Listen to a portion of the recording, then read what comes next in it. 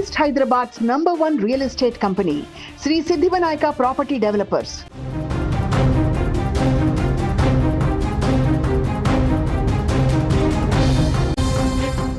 Visakha techie Radha Gayathri ముస్సోరిలో చనిపోయినటువంటి ఘటన ఇప్పుడు సంచలనంగా మారింది. దీంట్లో రోజుకొక కొత్త అంశం తెరపైకి వస్తుంది.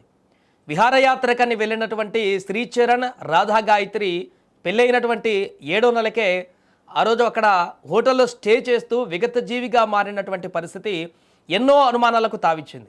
దానికి అనుగుణంగా తాజాగా ఇప్పుడు చనిపోయినటువంటి రాధా గాయత్రి తల్లి రాధా గాయత్రి తనతో చివరిసారిగా మాట్లాడినటువంటి కాల్కు సంబంధించిన వివరాలను వెల్లడించింది. దాంట్లో తన భర్త తనని ఏ రకంగా వేధిస్తున్నాడో, ఏ రకంగా ఇబ్బందులకు గురి చేస్తున్నాడో, తన తల్లితో మాట్లాడినటువంటి విషయాలని ఇప్పుడు ఆ తల్లి బయట పెట్టినట్టుగా తెలుస్తుంది. ఆ చివరి ఫోన్ కాల్లో రాధా గాయత్రి ఏం చెప్పింది, వీరు డెహ్రాడూన్ నుంచి ముస్సోరికి ఎందుకు వెళ్ళారు ముందు రోజు, అప్పటికప్పుడు అక్కడ ఏ ప్రాంతాలు తిరిగారు అంటే, దీనికంటే ముందు డెహ్రాడూన్లో వివిధ ప్రాంతాలలో అక్కడ తిరిగి కొన్ని ఫోటోలు కూడా దిగుతూ అక్కడ కాలక్షేపం చేసినటువంటి దానికి సంబంధించినటువంటి దృశ్యాలు కూడా బయటకు వచ్చాయి. అలాంటిది రాత్రికి రాత్రే ముస్సోరిలో అక్కడ స్టే చేసినటువంటి హోటల్లో మరలా వాగ్వాదం జరిగిందా? ఇప్పటికే పరారీలో ఉన్నాడు శ్రీచరణ్. వారిపైన ముస్సోరి పోలీసులు కేసు కూడా నమోదు చేశారు. హత్యాయత్నం కింద కేసు కూడా నమోదు చేయడం జరిగింది. సో దీనికి సంబంధించి ఆల్రెడీ మొదటి నుంచి కూడా రాధా గాయత్రి తల్లి ఆరోపణలు చేస్తుంది. అల్లుడిపైనే అనుమానం ఉందని. తాజాగా నిన్న రాధా గాయత్రి తండ్రి కూడా మాకు న్యాయం చేయండి, ఖచ్చితంగా అతనే ఏదో చేసి ఉంటాడు, మద్యం తాగించి చంపేసి ఉంటాడు అంటూ కూడా వారు కూడా ఆరోపణలు కొనసాగిస్తున్న సందర్భంలో దీంట్లో తాజాగా ఒక అంశం కీలకమైనటువంటి పాయింట్ అయితే ఇప్పుడు కనిపిస్తుంది. తనతో చివరిసారిగా మాట్లాడుతూ రాధా గాయత్రి తన తల్లితో మాట్లాడుతూ తనను అనేక రకాలుగా వేధింపులకు గురి చేస్తున్నాడు, తన గురించి నెగిటివ్గా మాట్లాడుతున్నాడు, బయట తనను చాలా చీప్గా ట్రీట్ చేస్తున్నాడు, ఇక నాకు ఓపిక పోయింది, సహనం కోల్పోయాను ఇంకా అని రాధా గాయత్రి తన తల్లికి చెప్పుకొని బాధపడినటువంటి విషయాన్ని ఫోన్ కాల్లో ఆ విషయాన్ని ఇప్పుడు తాజాగా రాధా గాయత్రి తల్లి పోలీసులకు వివరించినట్టుగా తెలుస్తుంది. దీంతో ఈ కేసులో మరొక సరికొత్త అంశం బయటకు రావడం జరిగింది.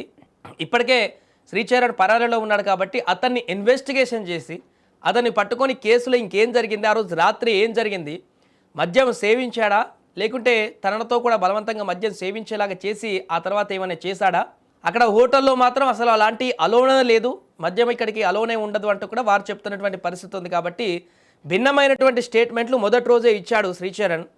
ఎలా చనిపోయిందో నాకు తెలియదు, మార్నింగ్ లేసేవరకు అలా పడిపోయింది, బ్లడ్ వచ్చి అని చెప్పేసి అని అన్నాడు. అండ్ అలాగే మద్యం సేవించా ముందు రోజు అని అన్నాడు. ఇలా రకరకాల మాటలు చెప్పడం కారణం చేతనే అనుమానాలు ఇంకా మరింత బలపడ్డాయి. ప్రస్తుతం ఈ కేసుకు సంబంధించి ఇన్వెస్టిగేషన్ చాలా సీరియస్గా కొనసాగుతుంది. ఇటు వైజాగ్లో కూడా కంప్లైంట్ ఇవ్వడం జరిగింది రాధా గాయత్రి తల్లిదండ్రులు. అండ్ ముస్సోరి పోలీసులకు కూడా ఈ ఘటన పైన సీరియస్ ఇన్వెస్టిగేషన్ మొదలుపెట్టారు.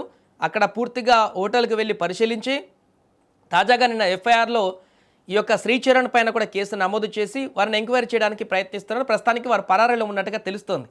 మరి అతను ఎక్కడికి వెళ్ళాడు, అతను ఏం చేయకపోతే సాధారణ మరణమే అయినప్పుడు ఎందుకు పారిపోవాల్సి వచ్చింది, ఇలా రకరకాల అనుమానాలు ఇప్పుడు ఈ కేసులో వస్తున్నటువంటి సందర్భంలో తాజాగా ఈ ఫోన్ కాల్ అనేటువంటి అంశం కూడా సంచలనంగా మారింది.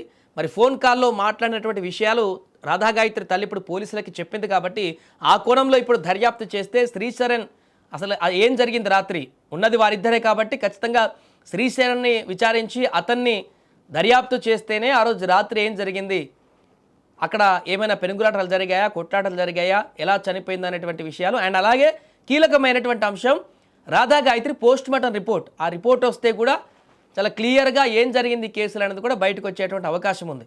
సో ప్రస్తుతానికి ఈ కేసుకు సంబంధించి వైజాగ్లో, ఎందుకంటే మంచి సాఫ్ట్వేర్ ఉద్యోగం, ఉన్నతమైనటువంటి కుటుంబం, ఇద్దరు కూడా మంచి ప్యాకేజెస్తో జాబ్ చేసుకుంటూ మంచి లైఫ్ని లీడ్ చేస్తారనుకున్నటువంటి సందర్భంలో ఇలాంటి దారుణమైనటువంటి ఘటన, వారి బిడ్డని కోల్పోయినటువంటి ఘటన తల్లిదండ్రులకి ఇప్పుడు తీవ్ర విషాదాన్ని నింపింది. ఖచ్చితంగా ఈ కేసులో న్యాయం జరగాల్సిందే. ఎలా చనిపోయింది, ఏ విధంగా చనిపోయింది, ఎవరు చంపేశారనేది కూడా తెలియాలంటూ కూడా ఇప్పుడు ఆ తల్లిదండ్రులు ఆవేదన వ్యక్తం చేస్తున్నారు.